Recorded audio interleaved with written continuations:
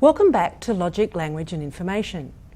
In this lesson, we will put our truth table skills to use in classifying propositional logic formulas according to their logical status.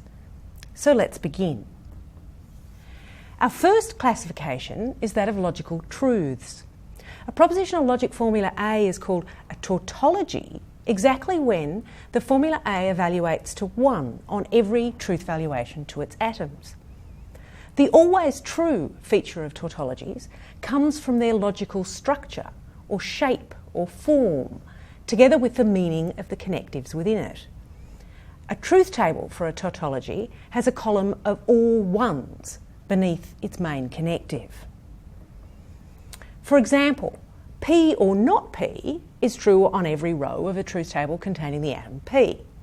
This tautology expresses the classical logic fact that a proposition is either true or it is false, and there is no third option. This is known as the law of excluded middle. Many useful tautologies are biconditionals, expressing that one formula is truth functionally the same as another. And we've seen a few examples in the earlier lessons, such as P or Q if and only if not P and not Q. This equivalence expresses the duality between or and it is known as De Morgan's law, after the 19th century British mathematician who first identified it. The dual version of De Morgan's law is P and Q if and only if not P or not Q. Biconditional tautologies can be thought of as rewrite rules, as ways of re-expressing a formula in equivalent form, and can be used to simplify a formula, like one does in algebra at high school. Other useful tautologies are conditionals, such as if P implies Q and not Q, then not P. This inference is known by the Latin name modus tollens, or denying the consequent. One more example of a tautology, the law of contraposition.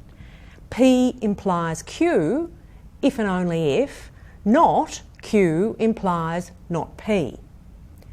Contraposition together with modus ponens can be used to derive modus tollens. The course notes contain a list of some more tautologies of interest.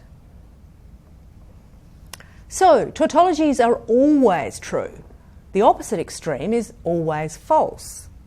A formula A is a contradiction exactly when A evaluates to 0 on every truth valuation to its atoms. So a truth table for a contradiction has a column of all zeros beneath its main connective. The most basic contradiction is P and not P. More generally, for any propositional formula, B, the conjunction B and not B is a contradiction. Further example of a contradiction is P implies Q and P and not Q. This expresses the semantics of the material conditional for the horseshoe connective. P and not Q is exactly the negation of the conditions under which P implies Q is true. We've covered the extreme ends of the spectrum for propositional formulas. Tautologies are always true, contradictions are always false. One might expect that the extremes are unusual and that most formulas are located somewhere in between. Classifying the in-betweeners, a formula A is satisfiable exactly when it is true on at least one truth valuation, while A is contingent exactly when A is satisfiable but is not a tautology. In the truth table column under the main connective, satisfiable formulas have at least one, while contingent formulas have some ones and some zeros.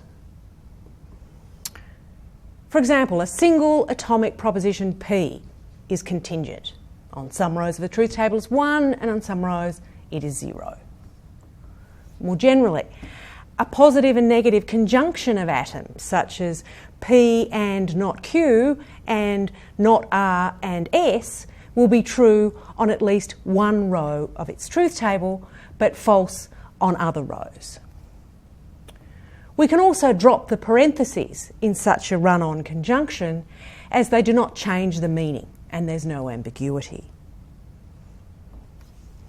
Okay, so now we can quickly spell out a recipe for using truth tables to classify propositional formulas. As in lesson 121, we can set up a truth table systematically to get all 2 to the power n many rows from n atoms. For 3 atoms, we get 8 rows. Then, as in the lessons 122 and 123, we proceed from level 0 with the atomic propositions and work outwards to reach the column for the main connective. If the main column for A is all 1s, then the formula is a tautology. If it is all 0s, then A is a contradiction and not A is a tautology. If the main column has at least 1 1, then A is satisfiable. And if the main column contains both 1s and 0s, then the formula is contingent. The relationship between tautologies, contradictions, and satisfiability is expressed in the following result.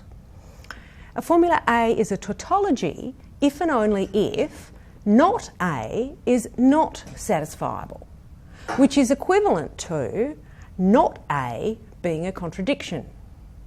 Looking ahead, this relationship is a key idea behind the tree method of proofs, which will be presented as an alternative to truth tables a few lessons ahead. Similarly, A is satisfiable if and only if not A is not a tautology, or equivalently, A is not a contradiction. So let's look at an example. Consider the formula if P, then not P implies Q. Is this a tautology, a contradiction, or contingent? So first, we copy out the column under P for the antecedent of the conditional. So we get 0, 0, 1, 1 under P. Looking at the consequent of the conditional, we can fill that out directly.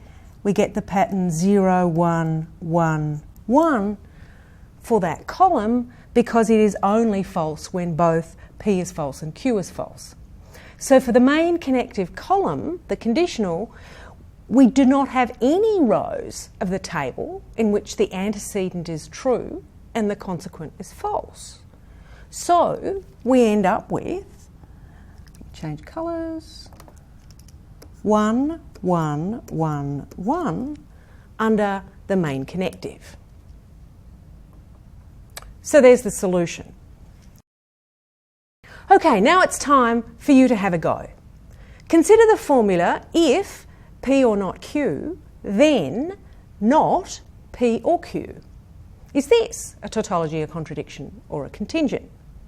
You might first want to think about the shape of the formula and try to make an educated guess before actually doing the truth table.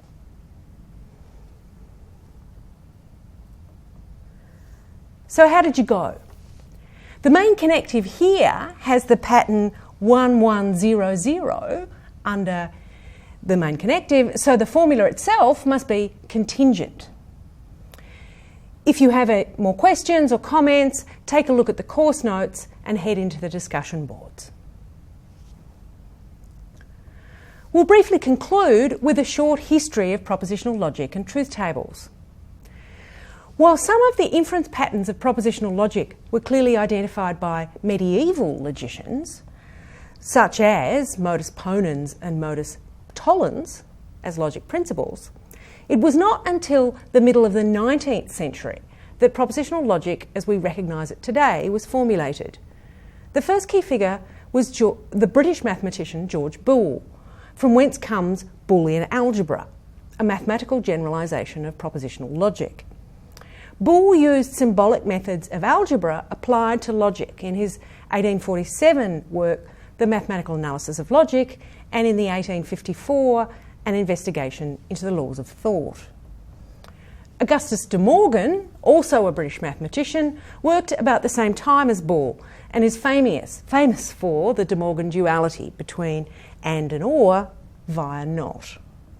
Later in the 19th century, the American philosopher and mathematician Charles Sanders Peirce made quite big advances in logic. He was the first to use truth tables to set out propositional semantics and to characterise tautologies. And he proved that the classical connectives of and, or, not, conditional and biconditional could all be defined in terms of a single connective, now called the Peirce arrow, whose meaning is not or neither nor.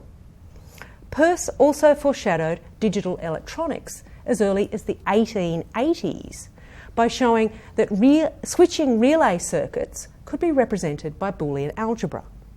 But more of that in the applications section of the course. This brings us to the end of this lesson on classifying single formulas according to their logical status. In the next lesson, we'll examine relationships between propositions that hold purely in virtue of their logical structure.